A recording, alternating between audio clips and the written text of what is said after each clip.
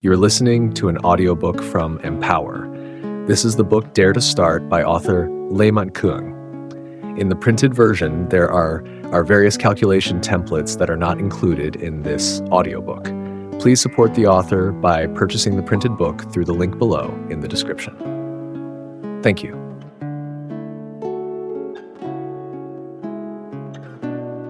Human risk is always the largest and most difficult to manage out of all risks. According to my consulting experience and that of the experts at the Swiss Consulting Group, human risk accounts for more than 80% of startup failures. This means that more than 80% of the risks associated with the business model are caused by you or your partners. Are you surprised? Conduct a brief analysis of the reasons why business people you know fail in human relationships, and you will see. It may be because of either a partner or a wife, a father, a mother, an aunt, an uncle, a brother, a sister, or possibly the most dangerous individual, the person himself.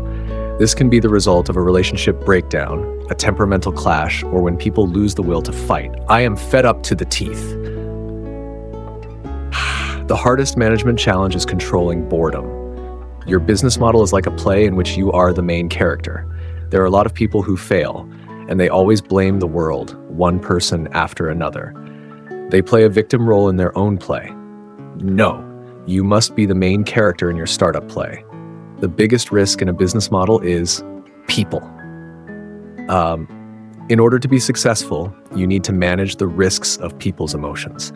Emotions in relationships, emotions during peak seasons, and emotions during low seasons.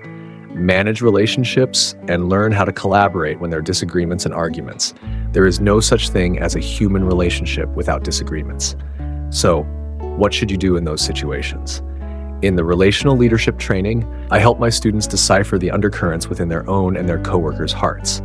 This is essential because teams often fail due to being misaligned while working together. We may not be financially successful, and we may lose all of our capital. But the most important capital we must not lose is our relationships. Everything else can be rebuilt with this capital. Allow me to reiterate the 3 principles mentioned in chapter milestone 7. Commitment, make pledge. Communication, speak all, and unity, stick together. But in terms of people risk management, the most important of the 3 principles above is commitment. The word commitment is the cornerstone of the entire triangle. Why is it necessary to have a wedding vow in which the bride and groom promise to be together for life? The vow is the pinnacle of commitment. Fulfilling one's vow doesn't depend on the other person's condition. It means that even if you do not keep your vow, it is still my responsibility to do what I promised. The vow is central to the wedding because that's the only way to have a happy marriage and weather the storms of a relationship. Similarly, launching a business will bring honeymoon-like moments full of enthusiasm and conviction, but there will also be times when you are tired, going in circles, stuck, and unable to find a way out.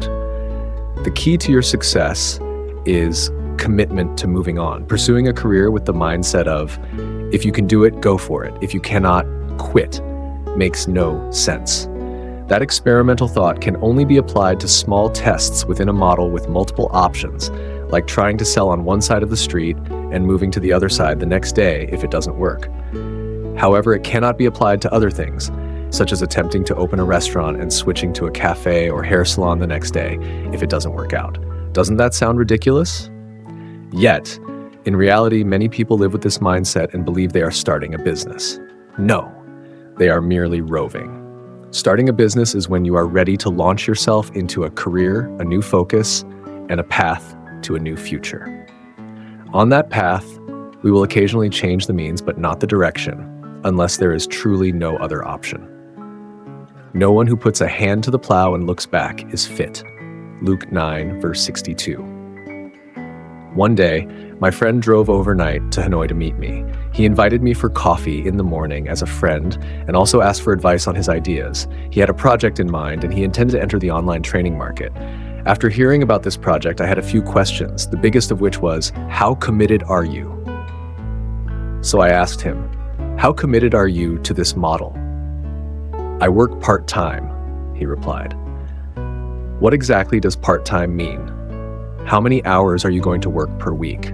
Not specific, but part-time, about 2 days per week. Then I strongly advise you not to do it. This is a fiercely competitive market. Even if you worked full-time, you would have to give it your all to have a chance to survive. If you only work part-time 2 days per week, your 5 years are equivalent to the opponent's 1 year. Your investment here will not succeed. Do you recognize the above part-time work story? Do you see a lot of part-time startups?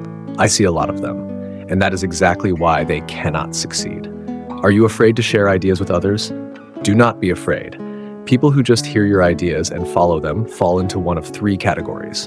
1, they have nothing to do, so when they hear your idea, they think it is fantastic and jump in with both feet. Do not be afraid of these people because they lack the experience to defeat you.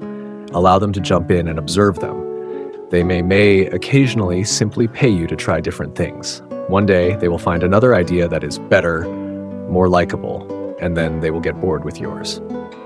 2, they are doing something. They see your idea as a good one and jump right in. Do not be afraid of this person because they are scattered. They do not have enough concentration to defeat you. Just let them do it and keep an eye on them. You will learn interesting lessons. They themselves are scattered people. One day, they will be distracted by a new idea. 3, high achievers who hear your idea, like it, and want to invest in someone to put it into action. These are important people because they have a very good view of the different aspects that contribute to the success of a business model.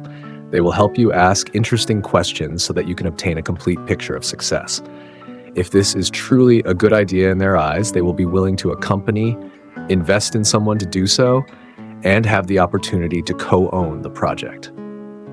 These people always know that no one is better than the father who came up with that idea because only this person has enough enthusiasm and commitment to live and die with it. There is an important note here. If you are a person with an idea, you must also be a person with the ability to execute and commit to executing. Share your ideas with as many people as possible. You never know when you will meet your angel investor. Besides, each time you share is like a recommitment to one more person with your idea and the focus on that startup idea. I believe in the philosophy of count your chickens before they are hatched. Proclaim your step before you make it. People often say, don't count your chickens before they are hatched. These are the words of those who are fearful and don't have a high level of commitment. No, to believe is to see. If you believe in your business model, you will see it succeed before it actually does. You see success when it is just an idea. You bring it up. You are proud of it. You perceive things that do not exist as though they do. Speaking shows commitment. Each time you speak, you create an invisible pressure within yourself, because that pressure makes you work harder and strive to always create capability. Capability helps you succeed, unity and communication.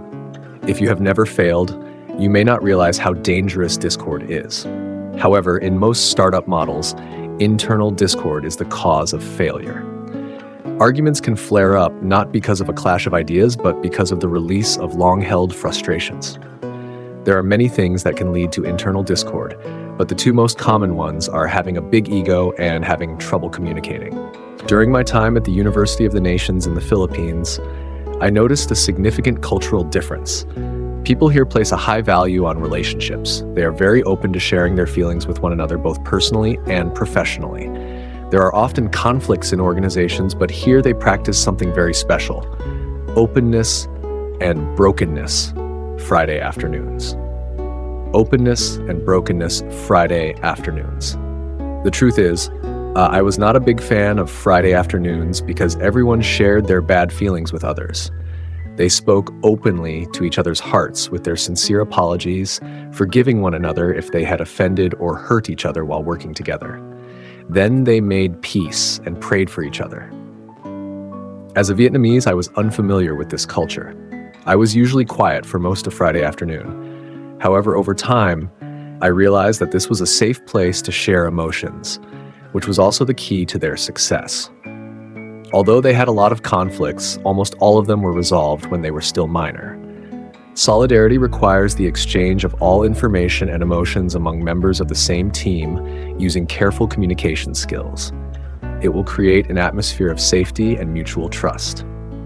Only in such a safe environment can people work together to fight for the organization's common cause.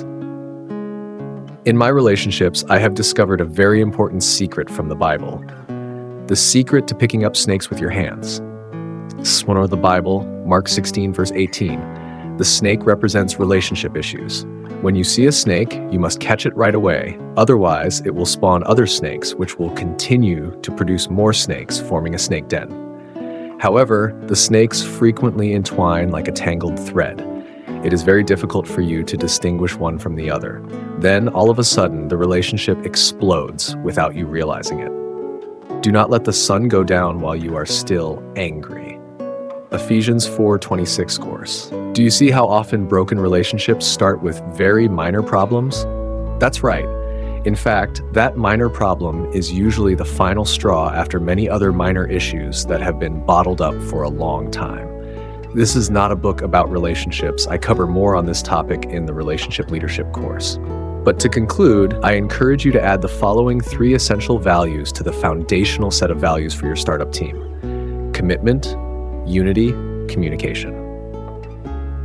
Remember in the chapter Milestone 2, we discussed the foundational set of values, roots of success? This is where we must apply it in the organization for human risk management. The foundational set of values is the organization's set of non-negotiable values. We can negotiate almost anything except the foundational values, as they are the root of the business's success. The foundational set of values also serves as a gauge for the enterprise's personnel, determining who is and who is not suitable for the long haul of the business. Redefining your set of ideational values. You need to ask the following question. What kind of people do you need to succeed in this business model? There are 3 character types essential for a successful business. 1, the character of the leader. 2, the character required for success. 3, the character required to overcome a crisis. The foundational values of a business, combined with the above set of 3 essential character traits, ensure long-term success within the work culture and help overcome business crises.